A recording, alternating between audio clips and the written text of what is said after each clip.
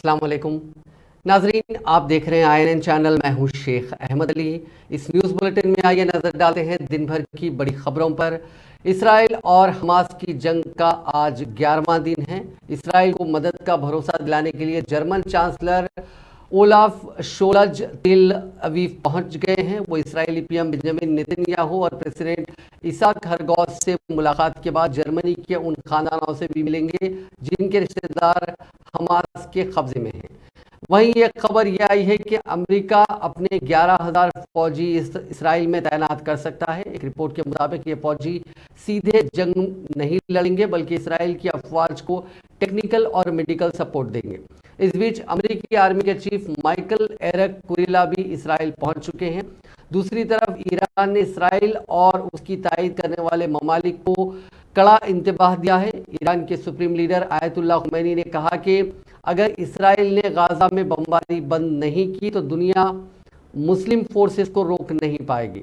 Israel में 7 अक्टूबर को Hamas के हमले के बाद से ही इसराइली फौज गाजा पर लगातार बम बरसा रही है। ये हमले जुनूबी गाजा के खान यूनुस और राफा में किए गए हैं।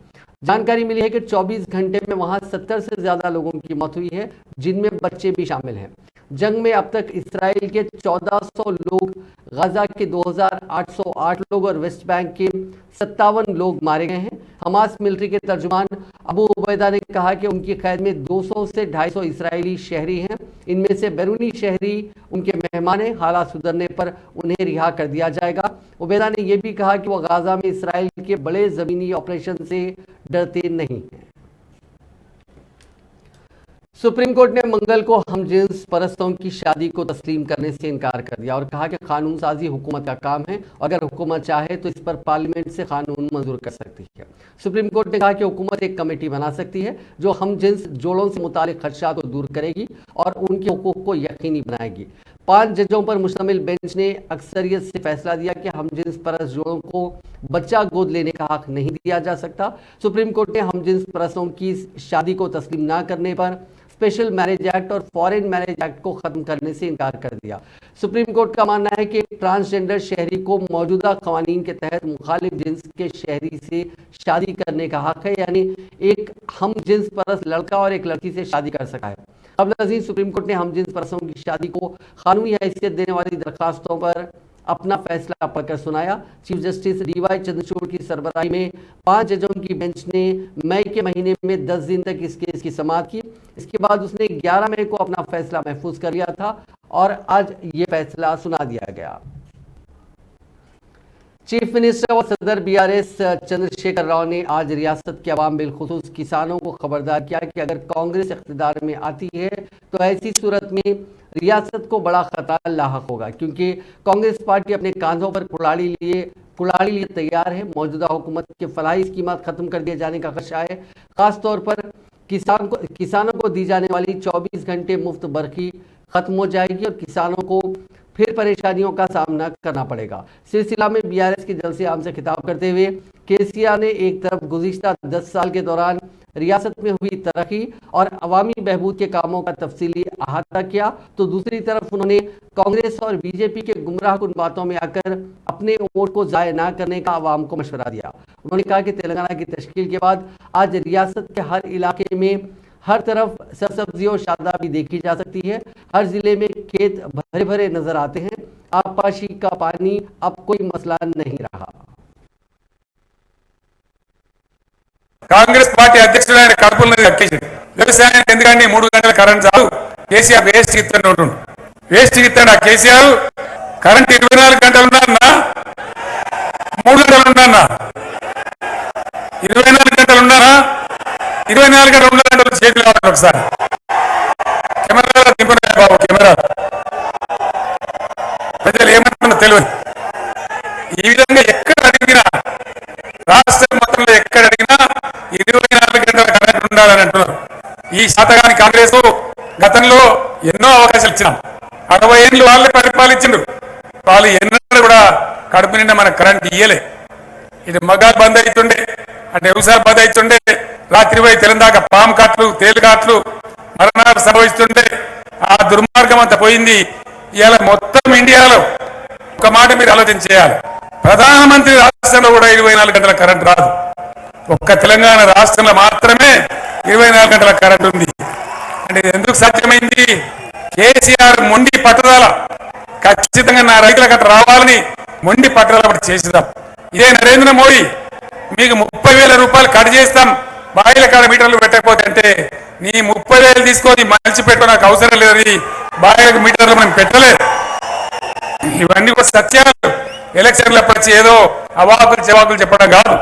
ఈ విధంగా ఒక నిబద్ధతతోని రైతాంగం బాగుపడాలి, పల్లెలు చల్లగా ఉండాలి, అన్ని వర్గాల ప్రజలు బాగుండాలని మన కులం లేదు, మతం లేదు, జాతి లేదు, అందరినీ కలుపుకొని ముందుకు పోతా ఉన్నాం. तेलंगाना में कांग्रेस के कायदीन राहुल गांधी और प्रियंका गांधी की बस यात्रा होने वाली है। जुनूबी हिंद की इस नई रियासत में 30 नवंबर को इंतखाबात होने वाले हैं। कांग्रेस ने पहले ही 55 उम्मीदवारों की पहली फहरिस्त जारी कर दी है और बकिया सीटों पर उम्मीदवारों के नामों को हतमी शक्ल देने के लिए सरगर्म हो गई है। पार्टी रियासत में इख्तियार में आने के लिए एक मत अमली तैयार कर रही है। राय दहिंदों को रागिब करने के लिए बस यात्रा के जरिए अवाम तक पहुंचने का फैसला किया गया है। मुल्क, वरंगल, करीमनगर, निजामाबाद अजला में कल से 20 अक्टूबर यानी 3 दिन तक ये यात्रा जारी रहेगी। मुल्क जिले में 18 अक्टूबर को यात्रा शुरू होगी। ये यात्रा जुमला 8 हलकों में 190 किलोमीटर का फासला तय करेगी। उसी रोज शाम में 4 बजे रामप्पा मंदिर के दर्शन राहुल गांधी करेंगे। रात में भोपालपल्ली जिले में बेरोजगार नौजवानों के साथ मुलाकात की जाएगी। वो उन नौजवानों के साथ पदयात्रा करेंगे। 19 अक्टूबर को सिंगरेनी कॉलेज कोयले की कंपनी के वर्कर्स के साथ राहुल गांधी मुलाकात करेंगे। रामागुंडम से पेद्दापल्ली तक बस यात्रा में वो हिस्सा लेंगे। पेद्दापल्ली में जलसे से खिताब करेंगे। 20 अक्टूबर को बोधन में बीड़ी कारकुनों और खलीजी ममालिक के मुतासिरा खानदानों से मुलाकात के लिए राहुल गांधी बोधन से आरमूर तक बस यात्रा करेंगे। राहुल गांधी आरमूर में हल्दी के किसानों के साथ मुलाकात करेंगे। तेलंगाना में हुक्मरान भारत राष्ट्र समिति के एक मौजूदा रुकन असेंबली ने सदर तेलंगाना प्रदेश कांग्रेस कमेटी ए रेवंत रेड्डी से मुलाकात करते हुए सियासी हलकों में हलचल पैदा कर दी है। समझा जाता है कि वो बीआरएस से मुसफ़ी होकर कांग्रेस में शमूलियत अख्तियार कर लेंगे। बताया जाता है कि हल्का असेंबली बोर्ड के मौजूदा बीआरएस रुकन राठौड़ बापूराव ने मंगल को रेवंत रेड्डी से खैर-जुगाली मुलाकात की। ताहम समझा जाता है कि वो बहुत जल्द बीआरएस से इस्तीफा देने के बाद कांग्रेस में शामिल हो जाएंगे। उन्होंने बीआरएस ने उन्हें आने वाले असेंबली इंतखाबात में पार्टी टिकट नहीं दिया। इस दौरान जीएचएमसी में बीआरएस के फ्लोर लीडर जगदीश्वर गौड़ ने अपने हामियों के साथ सदर रियासती कांग्रेस से मुलाकात करते हुए पार्टी में शमूलियत अख्तियार कर ली। बताया जाता है कि जगदीश्वर गौड़ असेंबली इंतखाबात में बीआरएस से टिकट के ख्वाहिशमंद थे, लेकिन पार्टी ने उन्हें टिकट नहीं दिया, जिसकी वजह से वो कांग्रेस में शामिल हो गए। जीएचएमसी में वो माधापुर बल्दी डिवीजन की नुमाइंदगी करते हैं। तेलंगाना प्रदेश कांग्रेस कमेटी के सदर रेवंत रेड्डी को पुलिस ने मंगल को हैदराबाद में उस वक्त हिरासत में ले लिया जब वो गन पार्क नामपल्ली में वाक़े यादगार शहीदा पहुंचे थे, क्योंकि उन्होंने चीफ मिनिस्टर चंद्रशेखर राव को चैलेंज किया था कि वो ये कसम खाएं कि असेंबली के आइंदा माह मुनक्किद होने वाले इंतखाबात के दौरान राय दहिंदों को लालच देने के लिए दौलत और शराब का इस्तेमाल नहीं करेंगे। रेवंत रेड्डी इमारत असेंबली के रूबरू वाक़े यादगार शहीदा पर अपने हामियों की एक बड़ी तादाद के साथ पहुंच गए। ताहम पुलिस ने सदर कांग्रेस और दूसरों को वहां जमा होने से ये कहते हुए रोक दिया कि इसके लिए क़ब्ल वक्त इजाजत हासिल नहीं की गई। कांग्रेस कायदीन ने पुलिस की कार्रवाई पर एतराज किया, जिसकी वजह से कुछ देर के लिए बहस और तकरार शुरू हो गई।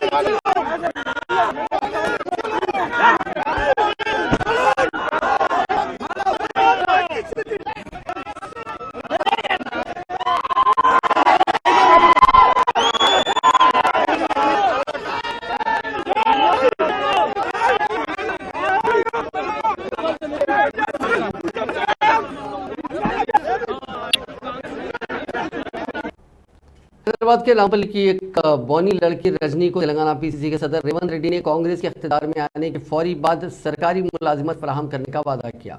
पसखत लड़की रजनी ने आज रेवंत रेड्डी से मुलाकात की और बताया कि उसने पीजी की तालीम मुकम्मिल की है, इसके बावजूद नौकरी नहीं मिली। रजनी ने रेवंत रेड्डी को बताया कि उसे प्राइवेट कंपनियों में भी नौकरी नहीं मिल रही है, जिस पर रेवंत रेड्डी ने रजनी से कहा कि चंद दिन में कांग्रेस इख्तियार में आने वाली है। हल्फबर्दारी की तकरीब 9 दिसंबर को एलबी स्टेडियम में होगी, जिसमें सोनिया गांधी, राहुल गांधी, मल्लिकार्जुन खड़गे आएंगे। कांग्रेस पार्टी उसी दिन आपको नौकरी देगी। रेवंत रेड्डी ने खुद रजनी के नाम से कांग्रेस का गारंटी कार्ड भरा।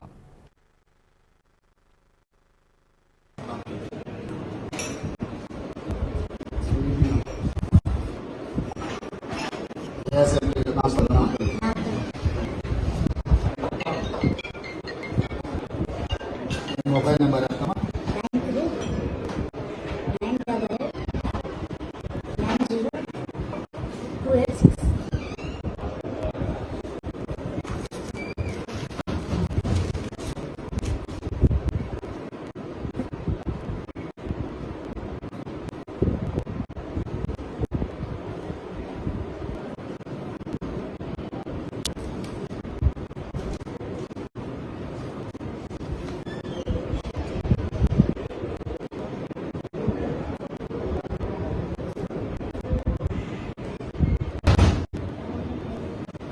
ఇది నీ డీటెయిల్స్ అన్ని నేను రాసుకున్నామా.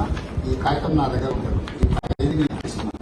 ఈ కాగితం తీసుకొని డిసెంబర్ 9 నాడు నాంపల్లి కాగితం మన ఎల్బీ స్టేడియం దగ్గర ఎల్బీ స్టేడియంకు రా అదే ఫాలో నంబర్ రాసుకోమను. నా నంబర్ రాసుకొని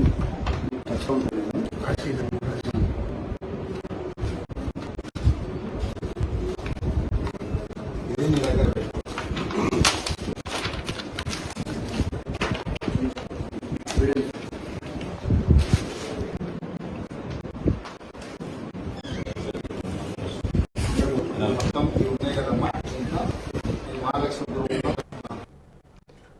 साबिक वजीर नागम जनार्दन रेड्डी ने पार्टी की जानिब से टिकट न मिलने पर जहां अफसोस का इजहार किया, तो दूसरी जानिब इस बात का भी ऐलान किया कि वो फिलहाल कांग्रेस पार्टी छोड़ने का कोई इरादा नहीं रखते। उन्होंने बताया कि सीनियर कांग्रेस कायद पोन्नला लक्ष्मैया जो 4 मरतबा असेंबली के रुकन मुंतखब हुए थे, इसके अलावा 45 साल से कांग्रेस से वाबस्ता थे, उसके बावजूद उन्हें मुसलसिल नजरअंदाज करने की वजह से उन्हें बीआरएस में शमूलियत इख्तियार करनी पड़ी, जिसका उन्हें बेहद अफसोस है। उन्होंने बताया कि कांग्रेस आने वाले असेंबली इंतखाबात में कामयाबी हासिल करते हुए इख्तियार हासिल करेगी, लेकिन इसके लिए पार्टी में जारी इख्तलाफात को दूर करने और सीनियर्स को नजरअंदाज करने की पॉलिसी तब्दील करनी पड़ेगी।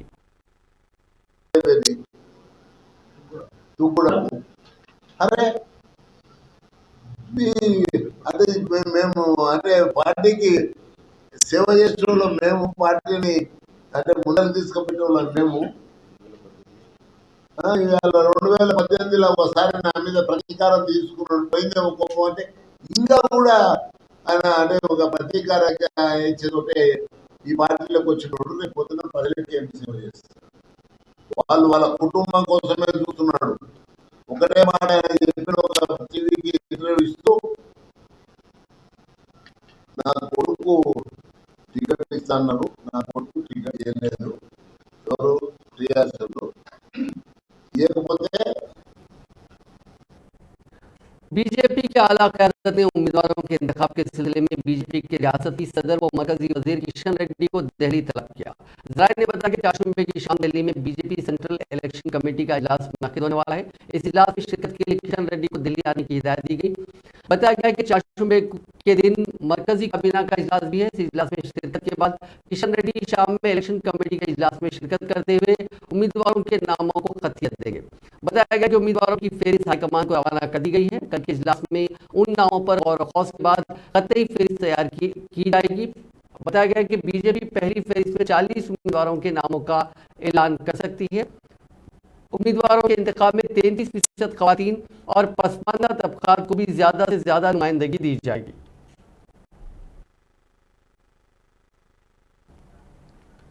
बहुजन समाज पार्टी ने तेलंगाना में खातून वर्करों और किसानों के लिए मुफ्त स्मार्टफोन्स और वॉशिंग मशीनों का वादा किया। पार्टी जिसने आइंदा माह मुनक़िद इंतखाबात के लिए अपना मंशूर जारी किया, खातून वर्कर्स के लिए मुफ्त ड्राइविंग की तरबियत भी फराहम करने का वादा किया। आइंदा 5 साल में नौजवानों के लिए 10 लाख मुलाजिमतों का वादा भी मंशूर में शामिल किया गया, जबकि उन मुलाजिमतों में 50% तहफ़्फ़ुज़ात ख़वातीन को फराहम करने की बात भी कही गई। पार्टी ने हर बेज़मीन खानदान के लिए 1 एकड़ ज़मीन की फराहमी और खातून के नाम पर अराजी का पट्टा जारी करने का वादा किया।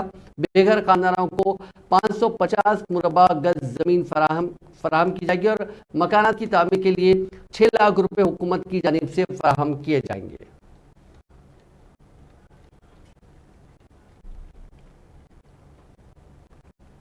Hyderabad city police Telangana assembly इंतखाबात के लिए मुनासिब तैयारी कर रही है। DCP south zone Hyderabad Sai Chaitanya ने एक वीडियो बयान में कहा कि साउथ जोन में 608 मराकज़ रायदही बनाए जा रहे हैं। उनमें 280 हिस्सास यानी सेंसिटिव पोलिंग स्टेशन हैं।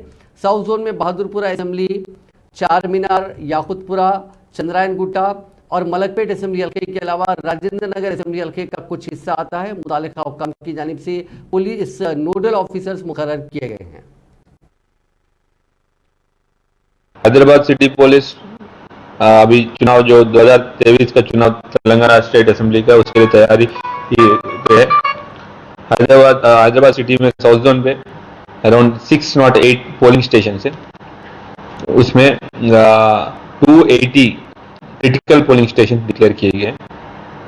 उसको ऐसा पूरा हैदराबाद साउथ जोन पे different division, different assembly constitution जो है, एक बहादुरपुरा है, एक चार मीनार है, याकुतपुरा है, चंद्रायन गुट्टा है और मलकपेट एंड राजेंद्र नगर का थोड़ा थोड़ा पार्ट है। तो सारी असेंबली कॉन्स्टिट्यूशन के पुलिस नोडल ऑफिसर अपॉइंट की गई, उनसे कंटिन्यूस कोऑर्डिनेशन पे। और बाहर से भी फोर्स आ रहे हैं ताकि एंटायर इलेक्शंस पीसफुल हो जाए। कि फोर्स सीएपीएफ का फोर्स अलग अलग फेजेस पे आते हैं। जो पहले फेज 20 अक्टूबर को आ रहे हैं, उनके लिए अकोमोडेशन साइट्स भी देखा गया और उन लोग का साइड से भी डीआईजी सीआरपीएफ भी आके साइट्स देख के उनका अप्रूवल भी दे दिया कि अकोमोडेशन लायक है। उसके बाद जो एंटी सोशल एलिमेंट्स है, जो हमारा सीपी साहब का फ्री एंड फेयर इलेक्शंस, एक ही मोटो है to have free and fair elections. कोई भी तरह का कि जबरदस्ती एंटी सोशल एलिमेंट के थ्रू नहीं होना, और साथ साथ कोई भी एंटाइसमेंट जैसे कि फ्री बीस या मनी डिस्ट्रीब्यूशन या लिकर या कोई और चीज का रूप से डिस्ट्रीब्यूशन नहीं करना, ताकि वोटर अपना वोटिंग हक को विदाउट एनी डर या किसी एंटाइसमेंट के बिना कुछ करने के लिए पूरा तैयारी करें। अभी रेगुलर कंटिन्यूस बॉडी काउंसलिंग चल रहा है और रेगुलर बेसिस पे बाइंड ओवर चल रहा है। अभी तक तकरीबन 200 लोग के आसपास बाइंड ओवर हुआ और आगे भी बाइंड ओवर होते रहेंगे। और बॉडी काउंसलिंग और जो भी एंटी सोशल केडी सीडीसी सबको ऊपर हम लोग नजर रखे और साथ साथ उन लोग को ऊपर काउंसलिंग एंड रेगुलर इंटरेक्शन कर रहे हैं, ताकि उनको एंटी सोशल एक्टिविटीज का साइड नहीं जाना और उन लोग मेन स्ट्रीम सोसाइटी पे लाने के लिए कोशिश भी चल रहे हैं। तो सारी जितने भी व्यूअर्स है, पुलिस के साइड से एक रिक्वेस्ट है, अभी 5 साल पे एक बार आने वाला इलेक्शन से हमारा सुप्रीम कोर्ट ने मंगल को साबिक चीफ मिनिस्टर आंध्र प्रदेश और तेलुगु देशम पार्टी के सरबराह इन चंद्रबाबू नायडू की उस दरखास्त पर अपना फैसला महफूज कर दिया है जिसके जरिए skill development corporation scam case में उनके खिलाफ दर्ज एफआईआर को कलअदम करार देने से हाई कोर्ट के इनकार को चैलेंज किया गया था। जस्टिस अनिरुद्ध बोस और जस्टिस बेला एम त्रिवेदी पर मुश्तमिल एक बेंच ने नायडू की तरफ से पेश होने वाले सीनियर एडवोकेट हरीश साल्वे और रियासती हुकूमत की नुमाइंदगी करने वाले एडवोकेट मुकुल रोहतगी के दलाइल की समाअत के बाद अपना फैसला महफूज कर दिया। 73 साल चंद्रबाबू नायडू को स्किल डेवलपमेंट कॉर्पोरेशन के फंड्स में मुबैना खुर्द-बुर्द पर 9 सितंबर को गिरफ्तार किया गया था, जिसकी वजह से रियासती खजाने को 371 करोड़ रुपए का नुकसान हुआ था। फिलवक्त वो राजमंड्री सेंट्रल जेल में मुकीद हैं। सीआईडी ने अपनी रिमांड रिपोर्ट में इल्जाम आयद किया है कि चंद्रबाबू नायडू जब चीफ मिनिस्टर थे उस वक्त उन्होंने सरकारी फंड्स का गलत इस्तेमाल किया और इस तरह वो मुजरिमाना साजिश के मुर्तकिब हुए हैं। Telangana state road transport corporation ने बतकम्मा और दशहरा त्योहार के मौके पर आरटीसी बसों में सफर करने वाले मुसाफिरीन के लिए नकद इनामात जीतने का मौका फराहम किया है, जिसके तहत आरटीसी ने लक्की ड्रॉ निकालने का फैसला किया। इसी लक्की ड्रॉ में मुसाफिरीन को 11 लाख रुपए तक नकद रकम दी जाएगी। आरटीसी की जानिब से लक्की ड्रॉ की यह स्कीम 18 अक्टूबर से शुरू होने वाली है। रियासत भर में 30 अक्टूबर तक आरटीसी की लक्की ड्रॉ की स्कीम जारी रहेगी। मुसाफिरीन को मशवरा दिया गया है कि वो अपनी मंजिल पर पहुंचने के बाद बस टिकट के पीछे अपना नाम, फोन नंबर दर्ज करते हुए उसे बस स्टेशन में कायम करदा ड्रॉप बॉक्स में डाल दें। इस सिलसिले में आरटीसी की जानिब से बस स्टेशन और ट्रैफिक जनरेटिंग पॉइंट्स पर खवातीन और मर्द हजरात के लिए अलग-अलग ड्रॉप बॉक्स कायम करने के अहदेदारों ने आरटीसी अमले को हिदायत दी है। आरटीसी के हर रीजनल सेंटर में लक्की ड्रॉ निकालते हुए 10 अफराद का इंतखाब किया जाएगा। इस लक्की ड्रॉ में जीतने वाले मुसाफिरीन को 11 लाख रुपए नकद रकम दी जाएगी।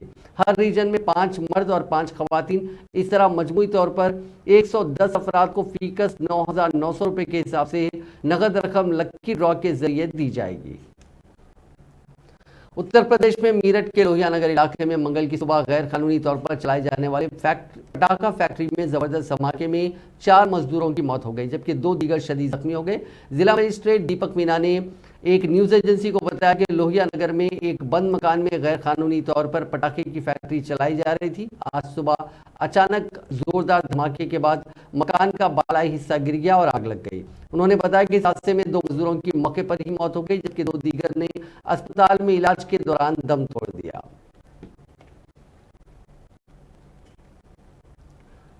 नींद की गोलियां खाकर खातून कंडक्टर ने खुदकुशी कर ली। हैदराबाद के बंदागुड़ा डिपो से ताल्लुक रखने वाली खातून कंडक्टर श्री विद्या ने 2 दिन पहले नींद की गोलियां खा ली थी। उसके अरकान खानदान ने इलाज के लिए उसको अस्पताल पहुंचाया, जहां इलाज के दौरान उसकी मौत हो गई। आरटीसी एम्प्लॉयज यूनियन की जनरल सेक्रेटरी राजी रेड्डी ने खातून कंडक्टर की मौत पर गम का इजहार किया। उन्होंने कहा कि श्री विद्या ने आरटीसी ओहदेदारों की हरासानी की वजह से खुदकुशी कर ली। उन्होंने खबरदार किया कि अगर हुक्काम ने वर्कर्स को हरासा करना बंद नहीं किया तो एहतजाज किया जाएगा। उन्होंने मैनेजिंग डायरेक्टर आरटीसी वीसी सजनाल से मुतालबा किया कि वो इस वाक़े में मुदाखलत करके जांच करवाएं और जिम्मेदारों के खिलाफ कार्रवाई की जाए। इस वाक़े के खिलाफ एलबी नगर बस डिपो के करीब खातून कंडक्टर्स ने एहतजाज किया।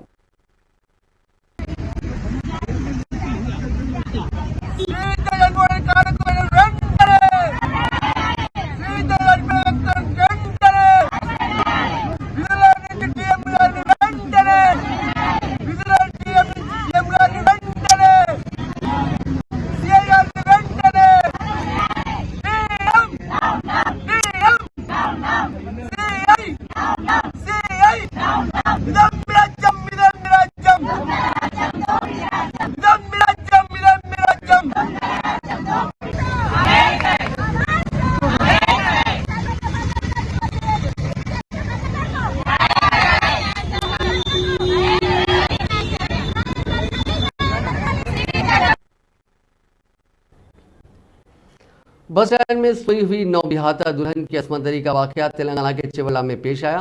पुलिस के मुताबिक केशमपेट मंडल के कुत्तापेट गांव की रहने वाली एक 20 साल खातून की 4 माह कबल शादी हुई थी। शादी के एक हफ्ते बाद उसका अपने शोहर से झगड़ा हो गया, जिसके बाद वो चिवला में अपनी बहन के मकान के लिए रवाना हुई। उसकी बहन घर पर ना होने की वजह से वो बस स्टैंड पर आ गई। गाँव जाने के लिए उसे कोई बस नहीं थी। वो हालत नशा में थी और बस स्टैंड पर सो रही थी। इसी दौरान 2 नौजवानों ने उसकी तन्हाई का फायदा उठाते हुए उसकी असमंदरी की। बस स्टैंड पर आए अफराद ने खातून को बरना पड़ा देकर पुलिस को इत्तला दी, जिसके बाद पुलिस वहां पहुंची, जिसने खातून को मायने के लिए अस्पताल पहुंचाया। पुलिस ने वहां लगे सीसीटीवी फुटेज का मायना किया, जिस पर पता चला कि अनिल कुमार और राजू ने उसकी असमंदरी की है। पुलिस ने उन्हें हिरासत में लेकर रिमांड कर दिया। Telangana state anti narcotics bureau ने बोलारम पुलिस के साथ मुश्तरका कार्रवाई करते हुए मंगल को 1000 किलोग्राम गांजा जब्त कर लिया, जिसकी मालियत तकरीबन 3.5 करोड़ रुपए बताई गई। Superintendent police waste D Sunita Reddy ने एक प्रेस कॉन्फ्रेंस को मुखातिब करते हुए बताया कि आने वाले असेंबली इंतखाबात के पेश नजर बोलारम चेक पोस्ट पर तलाशी मुहिम जारी थी कि एक डीसीएम वैन को रोककर जब तलाशी ली गई तो उसमें 1000 किलो गांजा पाया गया। पुलिस ने इस सिलसिले में 4 मुलजिमीन को गिरफ्तार कर लिया है।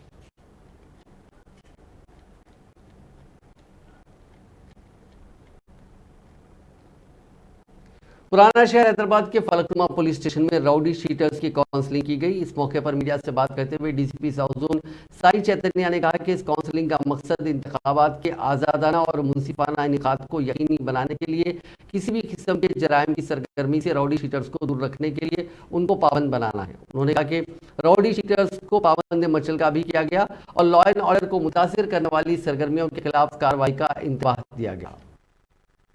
हमारा एडिशनल डीसीपी साहब और एसीपी फलकनुमा और सारे इंस्पेक्टर्स फलकनुमा डिवीजन का सारे शामिल थे और जो रोडी एलिमेंट थे उनको बुला के काउंसिल किया गया ताकि आने वाला इलेक्शन पे ज़्यादा उन लोगों के ऊपर सब निगाह नहीं होगा, ताकि election peaceful fair and free election रहने के लिए जो लॉ एंड ऑर्डर इश्यूज या कोई भी कर सकते हैं उनको पहले हम बुला के बाइंड ओवर कर रहे हैं। उसी प्रोसेस में हम लोग आज यहाँ पे राउडी काउंसिलिंग सेशन बुलाया और सबको काउंसिल किया कि अच्छे से रहे और इलेक्शंस पे फ्री एंड फेयर इलेक्शंस पे पार्टिसिपेट करें। और उन लोगों का भी बोला है कि जो मैसेज है सबको पास ऑन करने के लिए कोई भी एक्टिविटीज लॉ एंड ऑर्डर को अफेक्ट करते हुए या कोई बॉडी अफेक्ट करने की कोशिश करेंगे। शालीमार और संगीता ट्रैवल्स से जुड़े लोगों ने मिलकर मामूली सी बात पर 2 मुसाफिर भाइयों को बुरी तरह पीट डाला। ये वाकया नामपल्ली पुलिस स्टेशन हुदूद में पेश आया। इस सिलसिले में पुलिस से शिकायत की गई है, पुलिस तहकीकात कर रही है। आके नामपल्ली पर हो गए, वहाँ से 2 जनों को बिठाने के अच्छे आए थे तो हम बोले भाई हम पिछले बैठ के आए, बोले तो उतर रहे सामने बैठ ऐसा कर वो कर बोल के जो है उतारे बहस कर रहे थे तो जो है ना बात कर रहे थे, हम लोग मानना शुरू कर दिया लोग। ट्रैवल्स के बच्चे ट्रैवल्स का क्या है संगीता के सामने जो है तो ठहरे थे लोग, वहाँ से लेके आके जो है बिठाने थे, हम लोग नहीं उतरे तो देख के जो है मारना शुरू कर दिए लोग। जहाँ से आप बुक करा वहाँ जाओ वैसा ऐसा बोल के मार दिए। कंप्लेंट करने को आए, हमारे कंप्लेंट है हम लोगों का उस्मानिया को जा रहा हूँ नाम पर नीले पर नामपल्ली अजीजा होटल के पास जो है तो 4 जने मिलके मारे हम लोगों को। वो ट्रैवल्स के बच्चे थे वो और कोई भी नहीं है। एक तो अफजल का से आया था, नाम नहीं मालूम मेरे को, शालीमार के कौन से है कि नहीं मालूम कर वो 2। सत्यसाई जिले के हिंदूपुरम में नौजवानों ने बाइक्स पर करतबबाजी की। उन्होंने सड़क पर उन स्टंट्स के जरिए राहगीरों और सड़क से गुजरने वाले दीगर गाड़ियों के सवारों को खौफजदा कर दिया। उनकी करतबबाजी के वीडियो सोशल मीडिया पर वायरल हो गए। इस वीडियो के वायरल होने के बाद पुलिस ने ऐसे 6 नौजवानों के खिलाफ मामला दर्ज कर लिया। पुलिस ने उनकी बाइक्स के नंबर प्लेट्स की बुनियाद पर उनकी शिनाख्त की कोशिश कर रही है। नौजवान बाइक चलाने के दौरान हेलमेट भी नहीं लगाए हुए थे। साल 2021 के दरमियान फिल्मों में बेहतरीन ताउन के लिए 69th नेशनल 69वां नेशनल अवार्ड का ऐलान रवां साल 24 अगस्त को किया गया था। आज इस अवार्ड को इनाम याफ्तागान के हवाले किया गया। 69वें नेशनल फिल्म अवार्ड तकरीब का इनेकाद आज दिल्ली के विज्ञान भवन में हुआ, जहां सदर जमहूरिया द्रौपदी मुर्मू ने अवार्ड जीतने वाली हस्तियों को अवार्ड पेश किया। इस तकरीब में मशहूर मारूफ अदाकारा वहीदा रहमान को दादा साहेब फाल्के अवार्ड से नवाजा गया। जब उन्हें अवार्ड पेश किया जा रहा था तो वो इंतहाई जज्बाती हो गई। उनके नाम का ऐलान होने के साथ ही हॉल में मौजूद सभी लोगों ने उन्हें खड़े होकर एजाज बख्शा और तालियों से उनका इस्तकबाल किया। ये देखकर वहीदा रहमान की आंखों में आंसू छलक आए। उन्होंने इस अवार्ड को हासिल कर अपनी खुशी का भी इजहार किया और शुक्रिया के अल्फाज कहे। आज इनामी तकरीब के दौरान बॉलीवुड अदाकारा आलिया भट्ट को गंगूबाई काठियावाड़ी और कीर्ति सेनन को फिल्म मम्मी के लिए बेहतरीन अदाकारा का अवार्ड मिला। जनूबी हिंद के सुपरस्टार अल्लू अर्जुन को फिल्म पुष्पा दी राइज के लिए बेहतरीन अदाकार का अवार्ड दिया गया। आर माधवन की फिल्म रॉकेटरी दी निम्बी इफेक्ट को बेस्ट फीचर फिल्म के लिए एजाज बख्शा गया। दी कश्मीर फाइल्स को नरगिस दत्त अवार्ड से नवाजा गया। Just very overwhelmed and feeling very blessed and a lot of gratitude, and this was a very special moment especially because it's for Mimi and also my parents were there here watching me. I think, yeah, I don't think I've felt this before. So, really, like, just very, very overwhelmed and feeling very blessed. नाजरीन, इस news bulletin में बस इतना ही। आप देखते रहिए INN channel.